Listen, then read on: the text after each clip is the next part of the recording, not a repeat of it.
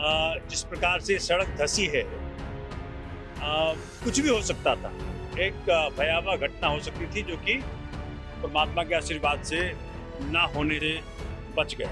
MCD का दायित्व था कि बारिश का पानी ढंग से निकले और जमीन के अंदर जाए, वो नाकाम रहे।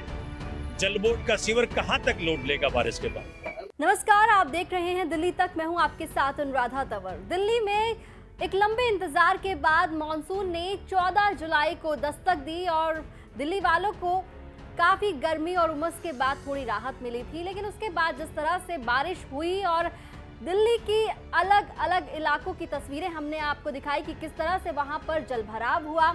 लेकिन जल भराव के बाद जब पानी सड़कों से हटा तो उसके बाद बहुत ही भयावह तस्वीरें देखने के लिए मिल रही हैं और लगातार सामने आ रही है दिल्ली की सड़कों की सच्चाई। जी हां, बारिश के बाद दिल्ली की सड़कों की क्या सच्चाई है ये हम आपको लगातार दिखा रहे हैं और इसी कड़ी में आपके सामने एक और दिल्ली के इलाके की वो तस्वीर हम आपको दिखाने वाले हैं जहां पर एक बड़ा हादसा होते होते टल गया। ये तस्वीरें आप देख रहे हैं, ये तस्वीरें हैं साउथ दिल्ली के अक्चुनी इलाके के पास अरबिंदो मार्ग की, जहां पर सड़क में तकरीबन 15 फीट गहरा गड्ढा हो गया और इस गड्ढे में धंस गई डीटीसी की बस, जिसमें सवारी भी मौजूद थी।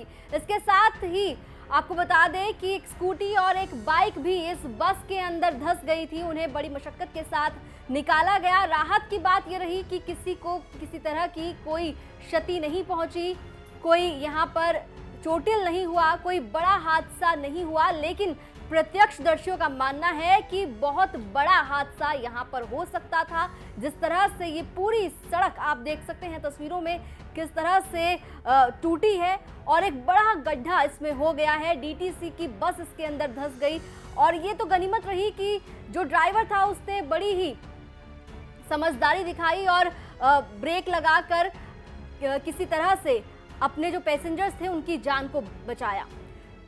इस मामले में जब आम आदमी पार्टी के विधायक सोमनाथ भारती से बातचीत की गई तो उन्होंने कहा कि इस मामले की जानकारी जैसे ही उनको मिली तो वो तुरंत मौके पर पहुंचे। आपको बता दें कि 13 सितंबर रात 9:30 बजे की ये घटना है और उसके बाद सोमनाथ भारती यहां पर पहुंचे थे। उसके बाद तमाम जो अधिकारी थे दिल्ली जल बोर्ड के, पीडब्ल्यूडी के, वो भी वहां पर पहुंचे। लेकिन एक बात और आपको बताते हैं कि सोमनाथ भारती से जब पूछा गया कि इस तरह की जो दिक्कतें हैं दिल्ली वालों को वो लगातार उनका सामना करना पड़ रहा है और बार बार जब दिल्ली में बारिश होती है उसके बाद इस तरह की जो हालत है दिल्ली की सड़कों की वो नजर आती है, उसके लिए जिम्मेदार कौन है, क्या सरकार इसके लिए कोई काम क्यों नहीं करती? तो उसके बाद सोमनाथ भारती ने अपना जवाब देते हुए आखिर में बोल ही दिया कि ये एमसीडी, जी हाँ, जो कि भारतीय जनता पार्टी जहां पर सत्ता में है, उसकी नाकामी की वजह से दिल्ली की ये हालत है। क्या है उनका पूरा बयान, आपको सुनवाते हैं। गांव के साथी यहाँ पे उपलब्ध हैं, पीडब्ल्यूडी के अधिकारी आ चुके हैं। मैं माननीय मुख्यमंत्री जी को इन्फॉर्म किया था, उन्होंने तुरंत सारे अधिकारियों को आदेश दिया।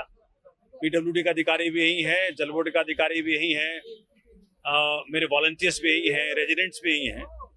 और जो बस फंसी है इसके अंदर, अगर सूझबूझ नहीं होती ड्राइवर की तो ये बस उलट सकता था और ज्यादा नुकसान हो सकता था। एक बाइक वाला और एक स्कूटर वाला भी फंस गया था, लेकिन उसको हम लोगों ने निकाल लिया। बहुत बड़ी से सीख मिल रही है कि जो ड्रेनेज की व्यवस्था है उसको सुधारना पड़ेगा।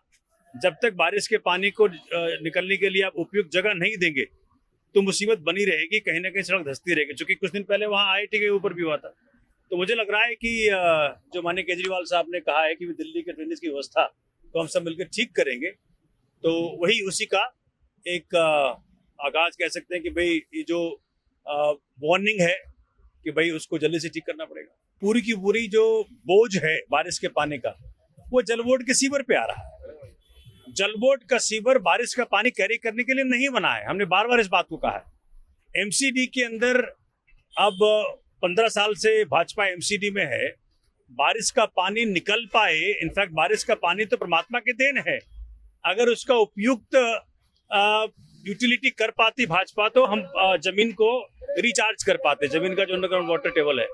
मुझे लगता है कि बगैर किसी राजनीति को आगे बढ़ाते हुए मैं कहना चाहता हूं कि अपनी ड्यूटी को हर कोई पूरा करे।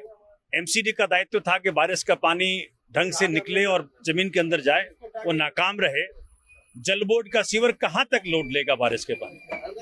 तो सोमनाथ भारती ने कहा कि एमसीडी ने अगर अपना काम सही समय पर किया होता तो ये जो दिक्कत हुई, इस तरह की परेशानी, इस तरह के हादसे नहीं होते। लेकिन जब इस बारे में बातचीत की गई पीडब्ल्यूडी के अधिकारी, तो उनका क्या कुछ कहना था वो भी आपको सुनवाते हैं। उन्होंने कहा कि बड़ा हादसा हो सकता था, गनीमत रही कि यह हादसा नहीं हुआ।